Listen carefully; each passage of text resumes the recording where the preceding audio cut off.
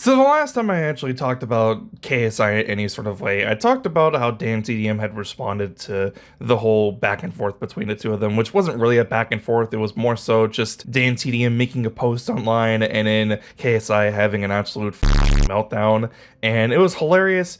Dan TDM had responded to it. If you want to go check out my last video, go ahead and do so. I also talked about how KSI had made a video with Dan's name in it initially, but then he changed it, and it pretty much was just him talking about how Dan TDM would never be able to make a popular song. And I just didn't really understand why Dan would even care about doing that in the first place, considering that he's not really a person that's known for making music. So who really cared at that point, right? Why does he still give so much of a shit about Dan TDM and what he's doing and what he's trying to pursue in his career? Because it doesn't really matter in the long run, and he's just continuing to keep sounding like an absolute man baby. So regardless, I've been keeping up with some of the most recent escapades that's been going on with KSI. He had this recent Misfits event. It seemed to kind of do well. Wasn't really marketed towards me, so I didn't even really know that it was happening until a certain something ended up happening, and it was pretty much just a back and forth conflict and kerfuffle between KSI and someone else in the ring called Wayne Bridge. And if you don't know who Wayne Bridge is, I didn't know who this was either until people started talking about him. And apparently Wayne Bridge was a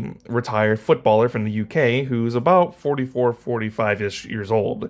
So if you don't already see the issue with this, it's because the fact that he's fighting an old retired athlete that was not known for boxing. And this is very hypocritical coming from KSI because he constantly gives shit for Jake Paul for doing this. And granted, people give Jake Paul shit for doing this for good reasons, because people are constantly trying to glaze the fuck out of him for saying he's a really good fighter and this and that and yada yada. But he never really fights anyone that's around his age, around his skill level, and is an actual boxer.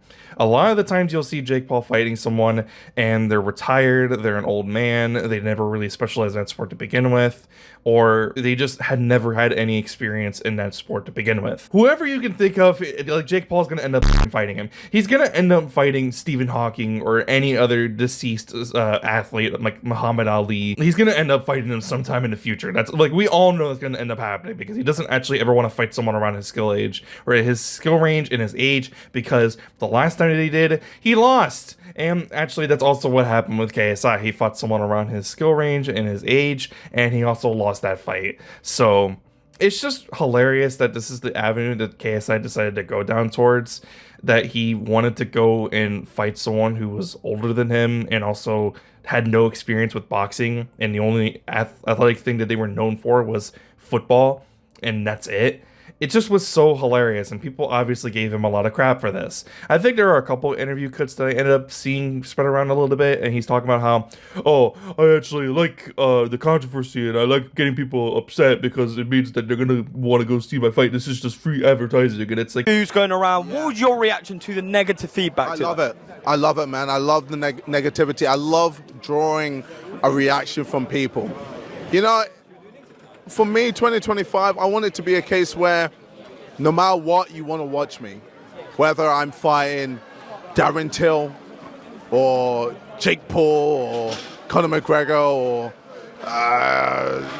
or Wayne Bridge, Wayne Rooney, you know, footballer, actor, MMA fighter, boxer, whatever. I want you to watch me. I want you to care. So I love it. I love that I'm able to draw this reaction, and well, I'm about to do a lot, because it's been 15 months and I've learned a lot after the loss that I had against Tommy Fury. I realized, okay, I need to switch things up. You know, my style, it has its benefits, but also has its weaknesses. So I think with my next fight, I want to showcase more of that. I want to show people how I'm going to move, you know, implement more boxing, implement my bouncing style still, and have this beautiful hybrid that just knocks people out. Because for me, I don't want to leave it to the judges anymore, man. And that's why I've left it so long, because I've been putting on that weight. You know, I'm going to be fighting him at a weight that I've never fought at before, at a heavier weight. Because, you know, I'm eyeing that Jake Paul fight. So if I got to learn to use this, you know, heavier body, I got to find my way a bit, see how it feels. And once I do what I want to do against Wayne Bridge, we move on to the next. And, you know, eventually put Jake Paul in the corner and go, bro, I'm here, I'm ready, let's do it. No, it's like people want to see you fight someone that actually knows how to fucking fight. They don't want to see you fight someone that's just gonna flail their arms around, just like you are already doing beforehand anyways. If they're gonna see one person flailing their arms around, they don't want to see two people flailing their arms around. So he got a lot of crap for this, and for good reason.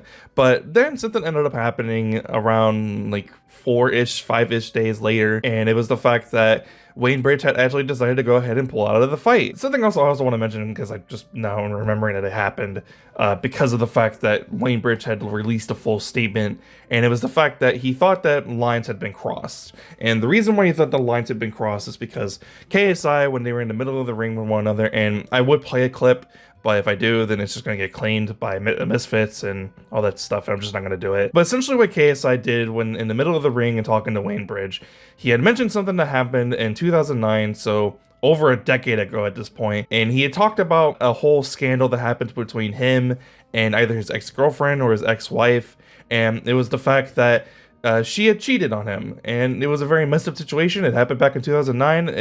It's long since passed, but for some reason KSI felt the need to mention that for some reason when it had nothing to do with either their boxing skill, either of them individually, and their disdain for one another, like any personal beef that either of them would have had for one another. It had nothing to do with them, but for some reason he decided to go ahead and mention that anyways. So Wayne Bridge decides to release a full statement. I'm going to go ahead and read it out, and it says, "I'm sure a lot of you have seen what happened on Saturday night on the Misfits boxing event. Firstly, I think it's important that I explain my reason for accepting the fight. I always like to challenge myself. This felt like a good opportunity to go up against an interesting opponent on a big stage. I have always loved boxing as part of my everyday training routine. I was fully prepared to train hard and have some fun. Of course, I expected to face some criticism, but I feel like what was said on Saturday crossed the line." And actually, I'm going to pause here for a little bit. I kind of feel like that's hilarious for Wayne Bridge to say, because no one was really trash talking or saying anything bad about Wayne Bridge. All the hate and criticism that was being thrown towards the both of them was mainly towards KSI. People really didn't like the fact that KSI was even hinting at this fight even happening. Like I said, there are some reports, mainly from Mams Taylor, which I think is KSI's manager. I think he was one of the people who said that he wasn't even on like the list of opponents that KSI even wanted to fight, but from the way that they were talking to one another, it kind of seemed like that wasn't the case. But whatever, let's continue with the statement. "There are deeply personal comments that affect mine and other families involved in the situation. I'm a family man first, and my priority is protecting them. My opponent is someone that many children look up to around the world, including my kids. I hope one day he will look back on this differently. I personally don't want to be involved in these exchanges. I will no longer be fighting on 29th of March. I'm still looking out for my next big challenge and have some exciting things coming up in 2025. Thanks for all the love. The support has been overwhelming. I want my friends and family to know how special they are. Deep down, I know this is the right thing to do." Yeah, he decided to back out of the fight. Honestly, yeah, I think that was the best thing to do. He didn't need to accept this fight. Would he have been paid a lot of money? Hell yeah, he would have been paid a lot of money, but he wanted to look after his own integrity, and he wanted to look after his family more than just accepting the bag. And on that end, I can actually respect it. KSI, I have no respect for in this context, because he's just accepting a fight that he didn't need to accept. He's fighting an opponent that he doesn't need to fight.